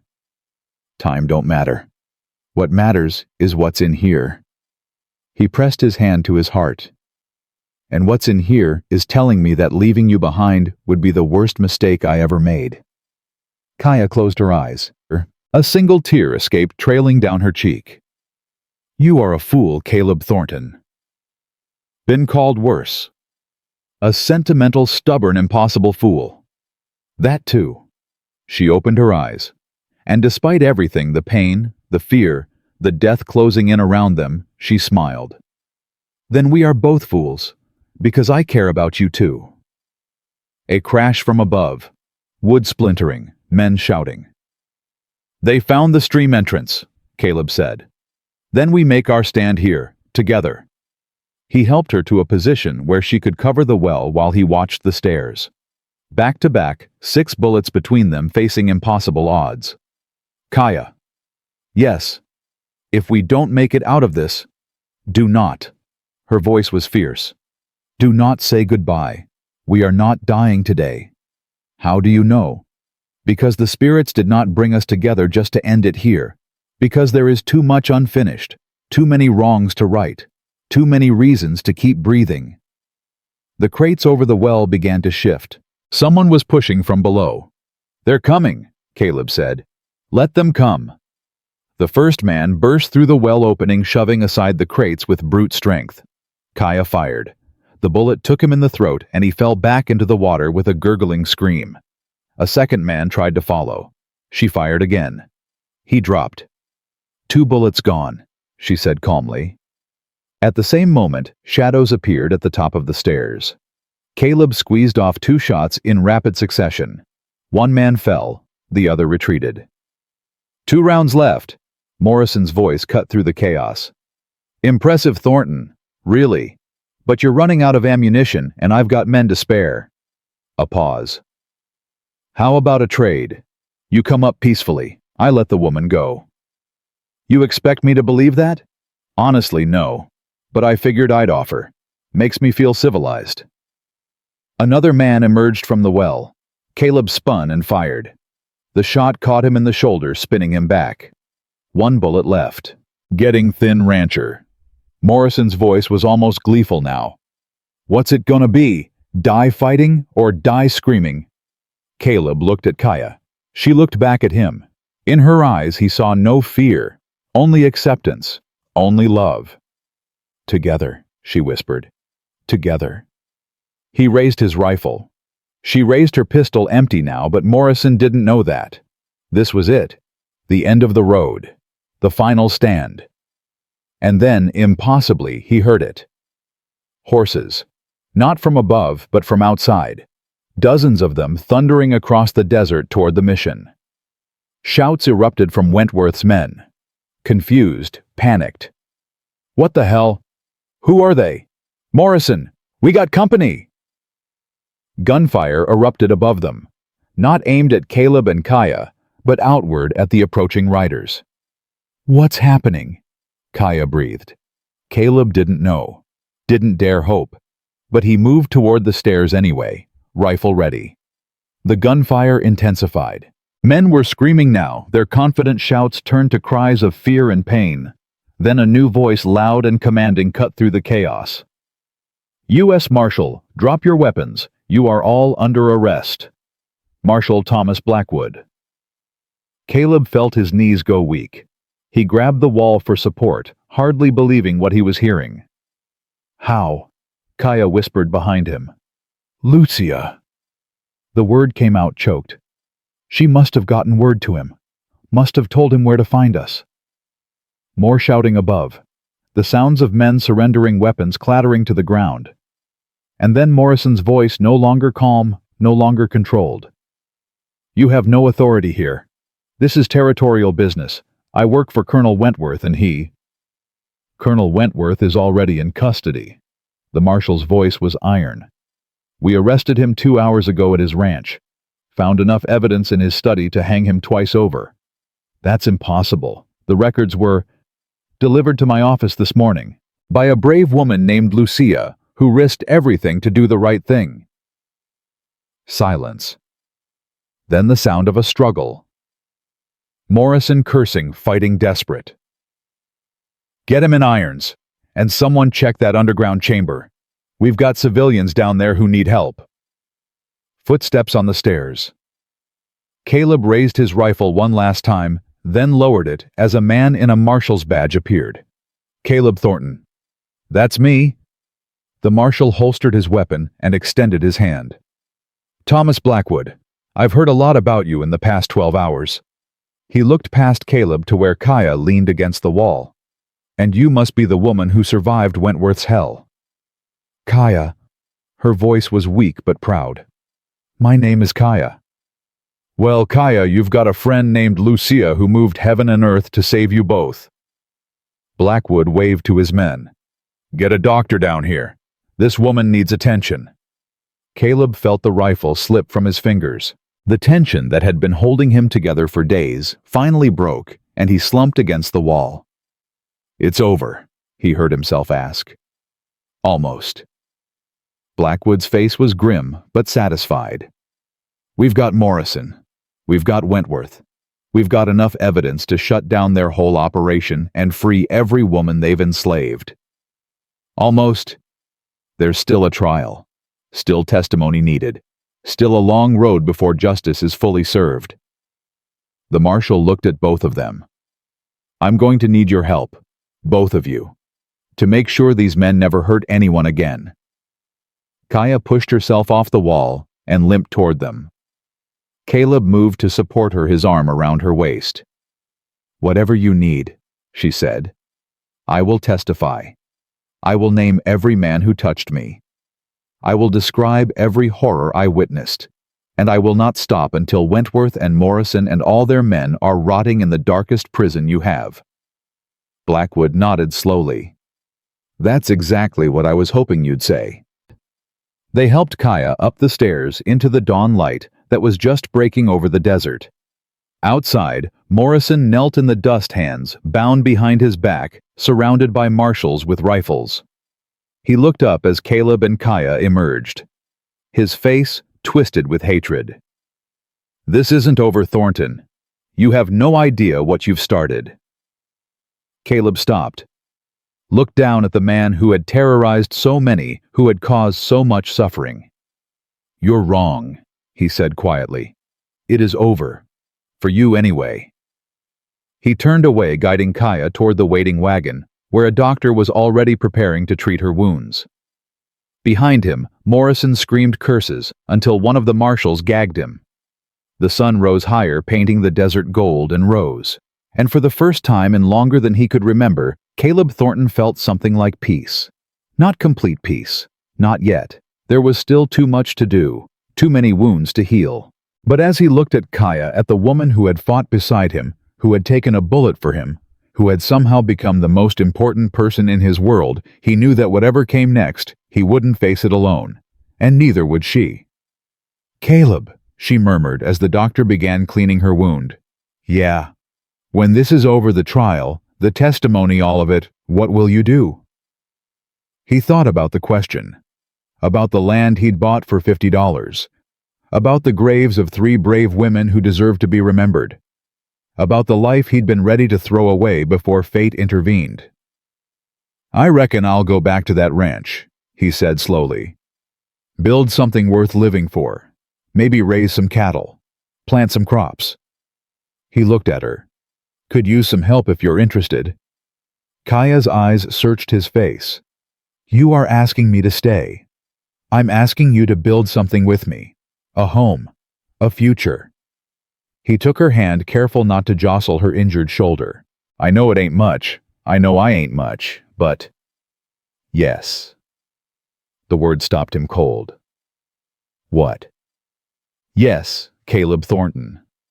Despite the pain, despite everything, she smiled. "I will build this future with you." The doctor coughed politely. "I hate to interrupt, but this woman needs rest, real rest, in a real bed, preferably for several weeks." "She'll get it," Caleb promised. "Stubborn patient," the doctor guessed. "You have no idea." Kaya laughed at that, a real laugh, the first he'd ever heard from her. It was rough and tired and beautiful. And in that moment, surrounded by marshals and prisoners and the aftermath of violence, Caleb Thornton finally understood what the old man in the Tucson saloon had meant about honest land. It wasn't about the emptiness. It wasn't about the harshness. It was about finding something true in the middle of all that nothing.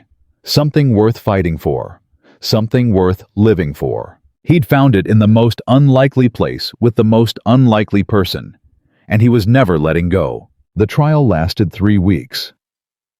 Caleb sat in the Tucson courthouse every day watching as witness after witness took the stand. Women who had survived the mining camps. Ranchers who had been threatened into silence. Government clerks who had looked the other way for years. And through it all, Kaya. She testified for 2 full days. Spoke in a voice that never wavered even when describing horrors that made hardened men look away. She named every man who had hurt her. Described every crime she had witnessed. And when the defense attorney tried to discredit her, tried to suggest that an Apache woman's word couldn't be trusted, she fixed him with a stare that made him stumble over his own questions. "I have no reason to lie," she said quietly. "I have already lost everything. My husband, my sisters, my freedom. What more can you take from me?" The attorney had no answer. Colonel Marcus Wentworth sat at the defendant's table, his fine clothes rumpled now, his arrogant composure cracked. He had tried every legal trick, called in every favor, threatened every official who might be swayed. None of it worked. The evidence was too overwhelming, the testimony too damning. Morrison had already been convicted and sentenced to hang. Now it was Wentworth's turn. On the final day, Caleb watched as the jury foreman stood to deliver the verdict. On the charge of kidnapping, we find the defendant guilty. On the charge of human trafficking, we find the defendant guilty. On the charge of conspiracy to commit murder, we find the defendant guilty. The list went on. 12 charges, 12 guilty verdicts. Wentworth's face went white. For a moment he looked like he might collapse. Then the arrogance returned, twisted now with desperation. "This is a farce!" he shouted, rising from his seat. "I am a federal officer. I have served this territory for years. You cannot—" "Sit down, Colonel." The judge's voice was ice. "You have served nothing but your own greed, and now you will serve the rest of your life in prison." The marshals dragged Wentworth away, his screams echoing through the courthouse long after the doors closed behind him. Caleb found Kaya outside, standing in the afternoon sun. Her shoulder was still bandaged, still healing, but she stood tall and straight. A free woman for the first time in years. "It's over," he said. "Yes." She didn't turn to look at him. "It is finally over." "How do you feel?" She was quiet for a long moment. When she spoke, her voice was thick with emotions she had held back for too long. Empty, relieved, angry that it took so long, grateful that it happened at all. She finally turned to face him. "And tired, Caleb. So very tired." "Then let's go home." The word hung between them. Home. Such a simple word carrying so much weight. "Home," Kaya repeated softly. "I have not had a home in many years." "You do now, if you want it." She studied his face, searching for something. Whatever she found made her eyes soften. "I want it." They rode back to the ranch together.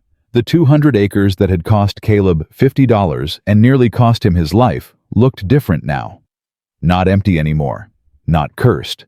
Just land waiting to become something. Caleb had hired men during the trial to begin repairs on the old house. The roof was patched. The windows replaced. The porch rebuilt strong enough to hold rocking chairs where none had sat in years. "It's not much," he said as they approached. "Still needs a lot of work." "It's perfect." "The barn needs rebuilding. The fences are down in half a dozen places. The well—" "Caleb." Kaya placed her hand on his arm. "It's perfect." He helped her down from the wagon, his hands lingering at her waist longer than necessary. She didn't pull away. "I want to show you something," he said. He led her around the back of the house, past the corral, to a small rise overlooking the eastern valley. 3 wooden crosses stood there, simple but sturdy. Nalin, Ayana, Onawa. He had carved their names himself. Kaya's breath caught. She walked forward slowly, her fingers tracing the letters on each cross.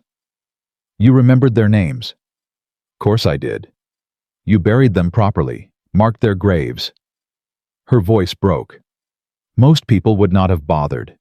Most people would have—" "I ain't most people." She turned to him, tears streaming down her face. Not tears of sadness, he realized. Tears of something else entirely. "No," she whispered. "You are not." She kissed him. It wasn't gentle, wasn't soft. It was fierce and desperate and full of everything they had both been holding back since the moment he cut her down from that post. Years of loneliness, years of grief, years of believing they would never feel anything again. When they finally broke apart, both breathing hard, Caleb rested his forehead against hers. "Kaya, do not speak." Her hands gripped his shirt. "Do not say anything about how fast this is, or how we barely know each other, or any of the things people say when they are afraid." "I wasn't going to say any of that." "Then what?" He pulled back just enough to look into her eyes. "I was going to say that I love you." She stared at him. For a heartbeat, he thought he had made a terrible mistake, said too much too soon, pushed too hard. Then she laughed, actually laughed, a sound of pure joy that he had never heard from her before. "You impossible man!" She pulled him close again. "I love you too." The months that followed were the hardest Caleb had ever worked, and the happiest. They built the ranch together side by side. Kaya proved to be stronger than he expected, her injured shoulder healing faster than the doctor had predicted. She had opinions about everything: where to put the cattle pen, how to dig the new well, what crops would grow best in the Arizona soil. "You're bossier than a drill sergeant," he told her one evening as they sat on the porch watching the sun set. "Someone has to keep you from making stupid decisions." "Name one stupid decision I've made." "You bought cursed land for $50. That turned out pretty good, actually." She smiled at that. It still caught him off guard sometimes how beautiful she was when she smiled. "It did," she agreed. Against all odds. Word spread about what had happened. About the rancher who had saved the Apache women. About the trial that had brought down one of the territory's most powerful men. People started showing up at the ranch, some curious, some grateful, some looking for help of their own. Caleb turned most of them away. But Kaya had a different approach. "She has nowhere to go," she said one morning, gesturing to a young Apache woman who had appeared at their gate. "Her family was killed. The reservation won't take her back. We can barely feed ourselves." "Then we will feed ourselves a little less." Kaya's eyes were fierce. "I was that woman once, Caleb. Alone. Desperate. What would have happened if you had turned me away?" He looked at the woman by the gate, barely 20 years old, thin as a reed, eyes that had seen too much. "Fine, she can stay." Kaya kissed his cheek. "You are a good man, Caleb Thornton. Don't let it get around. I've got a reputation to maintain."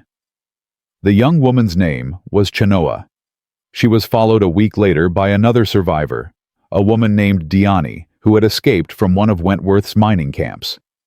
Then an elderly Apache man named Ahote, who had nowhere left to go after his family was scattered. By spring, the ranch had become something Caleb never expected: a refuge, a sanctuary, a place where people who had lost everything could find something again. "You've built a community," Marshal Blackwood said during one of his visits. He had become a friend, stopping by whenever his duties brought him through the territory. "I didn't build nothing, they just showed up." "And you let them stay, gave them work, gave them purpose." Blackwood shook his head. "That's more than most men would do." "It's what Kaya wanted. It's what you both wanted. Don't pretend otherwise." Caleb didn't argue. The marshal was right after all. Summer brought heat and hard work and unexpected news. Lucia arrived at the ranch one afternoon looking thinner than when Caleb had last seen her. She had been let go from Wentworth's household after the trial, cast out with nothing but the clothes on her back. Kaya embraced her like a sister. "Stay," she said. "This is your home now, too. I could not impose. You saved our lives. You are family." Lucia stayed. She took over the kitchen with an iron hand, feeding the growing community with the same skill she had once used in Wentworth's household. But now she smiled while she cooked, laughed with the others, found joy in work that had once been just survival. "You know," she told Caleb one evening, "when I was young, my grandmother told me that the universe has a way of balancing things, that for every evil there is good waiting to answer it. You believe that?" "I did not used to. Wentworth made me doubt everything." She looked around at the dinner table full of people who had been saved, healed, given new chances. "But now I think perhaps my grandmother was right." Caleb thought about that late into the night. About balance, about good answering evil, about how a $50 piece of cursed land had become something he never could have imagined. Autumn came with cooler winds and longer shadows. The ranch was thriving now. Cattle in the fields, crops in the ground, a community of survivors building something new from the ashes of their pain. And on a crisp October morning, Kaya told Caleb she was pregnant. He stared at her for so long that she started to look worried. "Caleb, say something." "I—" His voice wouldn't work. His throat had closed up entirely. "If you are unhappy, unhappy." The word burst out of him. "Kaya, I—" He grabbed her hands, pulled her close. "I'm terrified. Terrified. I had a daughter once, Sarah, and I lost her. I wasn't there when she needed me, and she died and I—" His voice broke. "What if I fail again? What if I can't?" "Caleb." Kaya took his face in her hands, forcing him to look at her. "You will not fail. You are not the same man who left his family to chase cattle. You are stronger, wiser, better. You don't know that. I do know that. I know it because I have watched you save lives, build a home, create a family from strangers who had nothing." Her eyes blazed with certainty. "You are a good man, Caleb Thornton, and you will be a good father." "How can you be so sure?" "Because I know you. I know your heart. And I know that any child of ours will be the most protected, most loved child in all of Arizona territory." He wanted to argue, wanted to list all the ways he might fail. But looking into Kaya's eyes, seeing the absolute faith there, he felt something shift inside him. Maybe she was right. Maybe he had changed. Maybe the broken man who had bought cursed land to die had become someone capable of living instead. "A baby," he whispered. "Yes. Our baby. Yes." He kissed her, then gentle and wondering, tasting the future on her lips. "I love you," he said. "I know." She smiled against his mouth. "Now stop worrying and start building a crib." Their daughter was born in spring. Caleb paced outside the bedroom door for 6 hours, wearing a groove in the new wooden floors. Inside, Kaya labored with the help of Onawa's granddaughter, a young woman trained in Apache medicine who had joined their community over the winter. When the cry came thin and angry and absolutely perfect, Caleb's knees nearly gave out. The door opened. The midwife smiled at him. "You can come in now." Kaya lay in the bed, exhausted but radiant. In her arms was a small bundle wrapped in a blanket that Lucia had spent months embroidering. "Come meet your daughter," Kaya said softly. Caleb approached the bed like he was approaching something sacred. He looked down at the tiny face, the dark hair, the eyes that were already fierce like her mother's. "She's beautiful. She has your chin." Kaya touched the baby's face. "Stubborn already. What should we call her?" Kaya had been thinking about this for months. Caleb knew because he'd caught her murmuring names to herself, testing them out, rejecting one after another. "I want to name her for the women we lost," she said. "For my sisters who died so that I could live." All 3 names. One name. A new name that carries their spirits. She looked up at him. "Nalini. It means—" "Beautiful," Caleb finished. He didn't know how he knew. He just did. "It means beautiful." "Yes." Kaya's eyes glistened. "For Nalin, for Ayana, for Onawa, and for all the beautiful things that came from so much pain." Caleb reached out and touched his daughter's tiny hand. Her fingers curled around his thumb, holding tight with surprising strength. "Hello, Nalini," he whispered. "Welcome to the world." The years passed like water through sand. Nalini grew strong and fast and fearless, racing across the ranch on the back of ponies before she could properly walk. She learned Apache from her mother, and English from her father, and Spanish from Lucia, and a dozen other languages of love from the community that raised her. More people came to the ranch, survivors, refugees, lost souls looking for a place to belong. Caleb and Kaya took them all in, expanding the boundaries of their land, building new houses, creating something that people started calling by name. Thornton's Haven, they called it. The place where broken things were made whole. Caleb received a letter from Marshal Blackwood on the 10th anniversary of the trial. Morrison had died in prison, killed by another inmate, the letter said. Wentworth was still alive, still locked away, still insisting on his innocence to anyone who would listen. "Does it give you peace?" Kaya asked, reading the letter over his shoulder. "Knowing they are gone or suffering, no." Caleb folded the letter carefully. "Peace don't come from revenge. It comes from building something better." "When did you become so wise?" "About the time I fell in love with you." She laughed and kissed him, and their daughter made gagging noises from across the room, and life went on. On the 20th anniversary of the day, Caleb had bought that land. They held a celebration. The ranch was full to bursting with people now. 3 generations of families who had started with nothing and built lives worth living. Children running through the fields. Elders telling stories by the fire. Music and laughter echoing across land that had once been called cursed. Kaya found Caleb standing alone on the rise overlooking the eastern valley.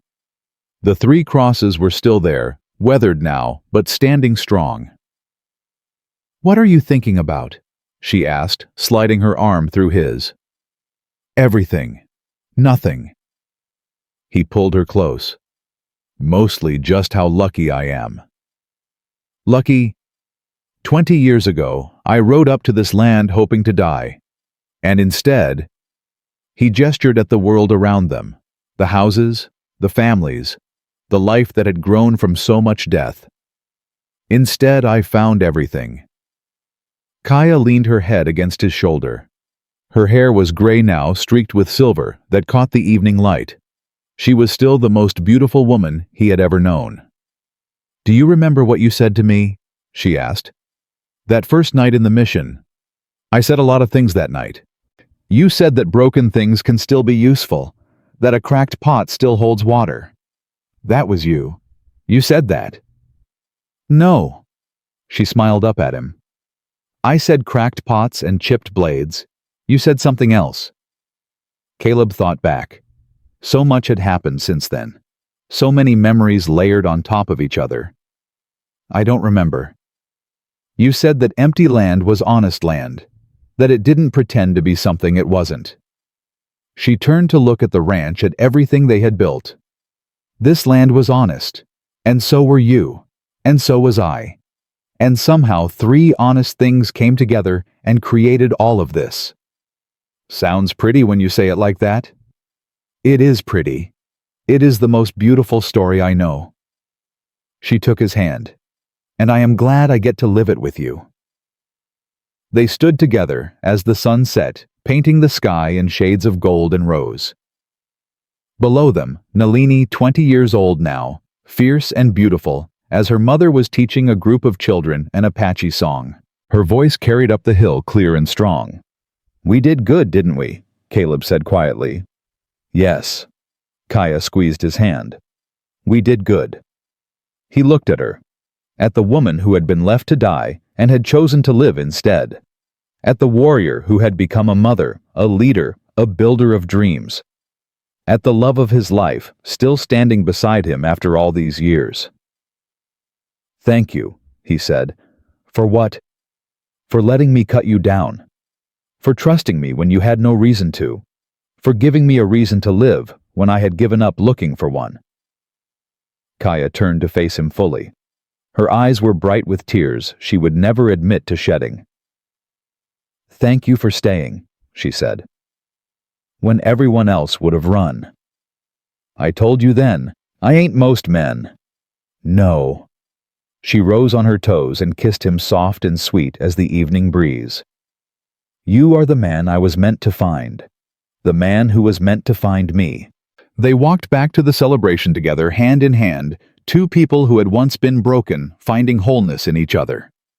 The music swelled, the children laughed, the stars began to appear overhead, countless lights against the darkening sky. And on 200 acres of Arizona land that had cost $50 and nearly cost everything, a family gathered to celebrate the simple miracle of survival. Some stories end with death. Some end with victory. This one ended with something better. This one ended with home. In this world, there are people who have nothing. No wealth, no power, no names that history remembers. But the world keeps turning because of them. They are the ones who stop when others pass by, who reach out when everyone else looks away, who choose what is right even when it costs everything. Caleb Thornton was one of those people. Not because he was special, not because he was brave, but because when he saw suffering, he could not turn away. And in refusing to turn away, he found everything he had ever lost. Love does not come from perfection. It comes from two broken people choosing to heal together, from strangers becoming family, from cursed land becoming sacred ground. This is the truth the desert teaches. This is the wisdom the West holds. And this is where our story ends. Not with a goodbye, but with a beginning. Not with loss, but with everything that grows from it. Caleb Thornton bought 200 acres for $50 and found 4 Apache women hanging in the sun. He could have ridden away. Most men would have. But he stayed. And staying changed everything.